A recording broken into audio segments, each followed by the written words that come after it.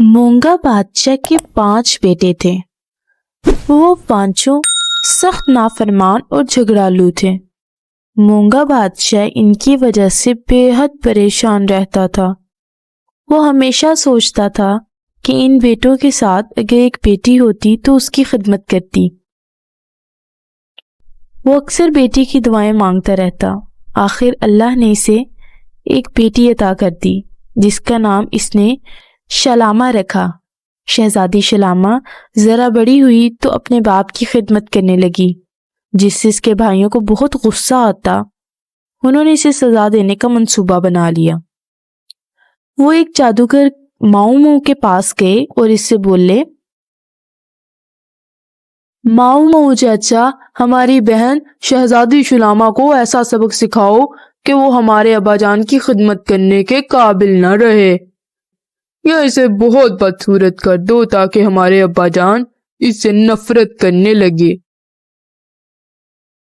माऊ जादूगर ने शहजादों से बहुत सारे पैसे लेकर इन्हें 2 स्याह रंग के कबूतर दिए और इसे कहा, ये कबूतर ले जाओ और शहजादी शलामा के सर पर घुमाकर हवा में उड़ा देना। वो बिल्ली बन जाएगी और तुम्हारी जान छूट जाएगी। शहजादे वो कबूतर लेकर महल में आए और उन्होंने दोनों कबूतरों को शहजादी शलामा के सर पर घुमा दिया और उड़ा दिया। इनका ऐसा करते ही शहजादी शलामा फौरन बिल्ली में तब्दील हो गई और कबूतर ऊपर हवा में गायब हो गए।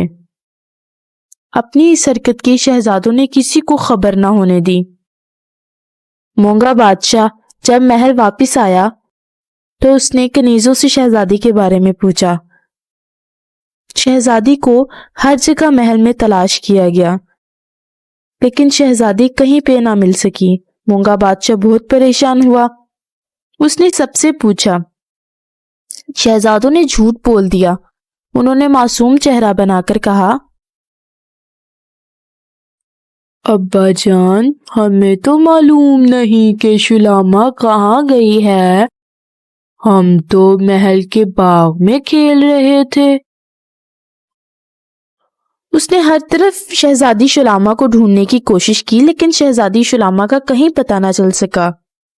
सदमे की वजह से बादशाह को तेज बुखार हो गया। मूंगा बादशाह की बीमारी की खबर पूरे मुल्क में फैल गई। बड़े बड़े हकीम आए, लेकिन जब इन्हें पता चलता कि वो अपनी बेटी की वजह से बीमार हैं तो वो अफसोस करके रह जाते। इन हकीमों में एक तरकुली हकीम भी था। तरकुली हकीम सिर्फ हकीम ही नहीं था बल्कि काला इल्म भी जानता था। इसने अपने काले इल्म के जरिए मालूम कर लिया कि शहजादी शलामा को किसी ने बिल्ली बना दिया है और वो बिल्ली महल के बाग में जो अनार का पुराना पेड़ है इसके नीचे बेहोश पड़ी है। ये जान लेने के बाद हकीम तरकुली महल के पहरेदारों को साथ लेकर अनार के पेड़ के नीचे गया तो वाकई वहां पर एक बिल्ली थी। कुछ देर बाद जब तरकुली की दवाएं पी लेने से सफेद बिल्ली होश में आई तो वो फौरन शहजादी के कमरे की तरफ लपकी, जिससे इस बात का तरकुली हकीम को यकीनी अंदाजा हो गया कि वो शहजादी हैं। हकीम तरकुली सफेद बिल्ली को अपने कमरे में ले गया। इसे दोबारा शहजादी बनाने के लिए मंत्र पढ़ने लगा। इस बात का इल्म शहजादी शलामा के भाइयों को हुआ तो वो डर गए कि अगर इनकी बहन शहजादी शलामा अपने असल रूप में आ गई तो हमारा राज तो खुल जाएगा, जिसके बाद बादशाह हमें मुल्क बदल कर देगा।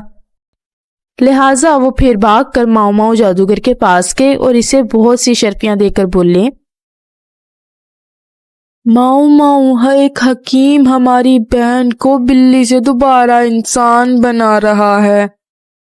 अगर आपने इसे ना रोका तो गजब हो जाएगा। शहजादी बनकर हमारी बहन बादशाह को सब कुछ बता देगी और फिर हमें मुल्क बदल कर दिया जाएगा। माऊ जादूगर ने जोरदार कहका लगाया और कहा,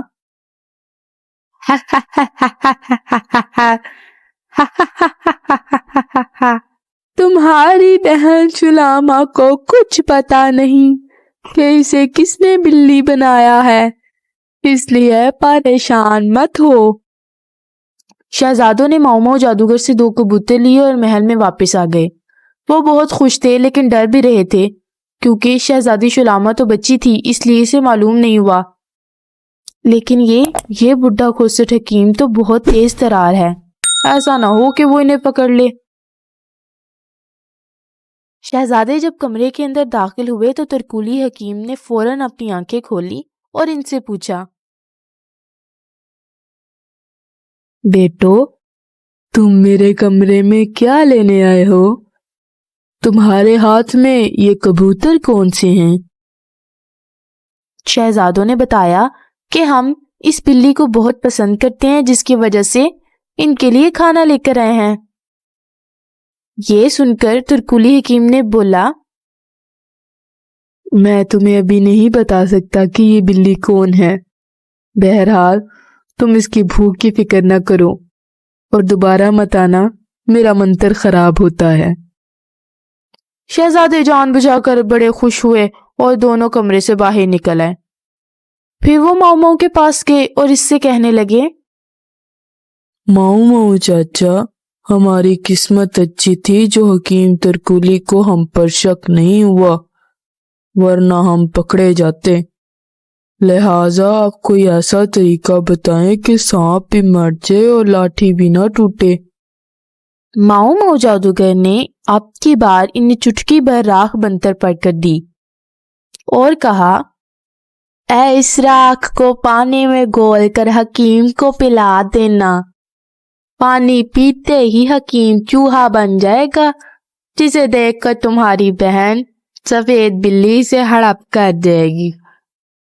چنانچہ انہوں نے ماؤ ماؤ جادوگر کو اور بہت ساری شرفیاں دی اور اس راکھ کو لے کر واپس آ گئے۔ گھر آ کر انہوں نے وہ راکھ پانی میں حل کی اور اس پانی کو گلاس میں ڈال کر حکیم ترکولی کے کمرے میں گئے۔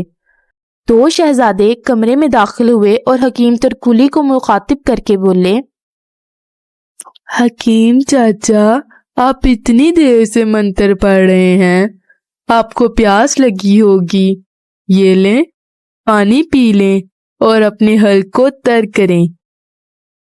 حکیم نے آنکھیں کھول کر شہزادوں کی طرف دیکھا اور ان کا شکریہ ادا کیا۔ گلاس کو پکڑتے ہی حکیم کے ہاتھ کانپنے لگے اور حکیم کے ہاتھوں سے وہ گلاس گر کر ٹوٹ گیا۔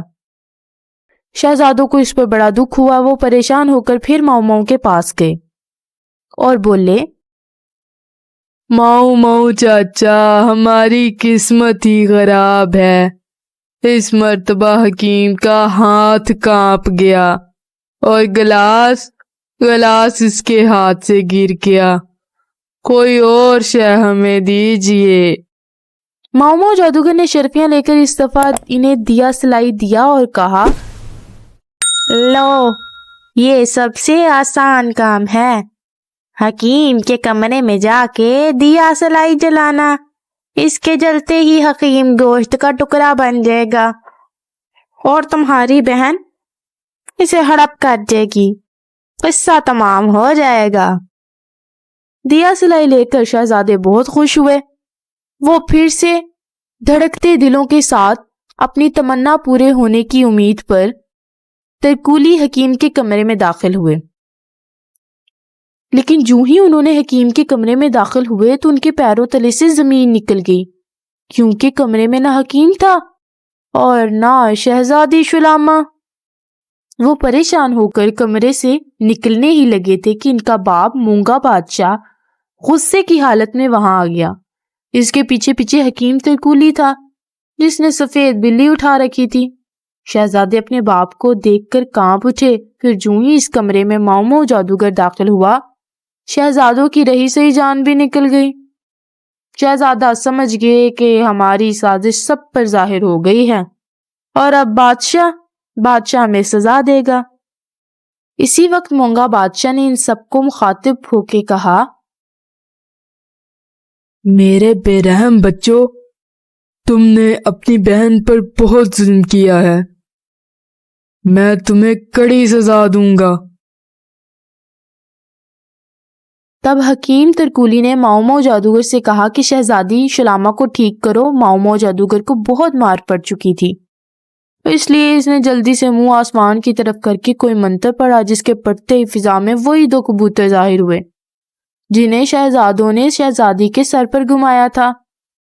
وہ آئے اور آ کر سفید بلی کے سر پر بیٹھ گئے۔ وہ سفید بلی دوبارہ شہزادی شلامہ بن گئی۔ شہزادی شلامہ نے اپنے بھائیوں کو معاف کر دیا، البتہ ماؤ جادوگر کو ملک سے نکال دیا گیا۔ پھر مونگا بادشاہ نے حکیم ترکولی کو بہت سا انعام دیا اور خوب پیار کیا۔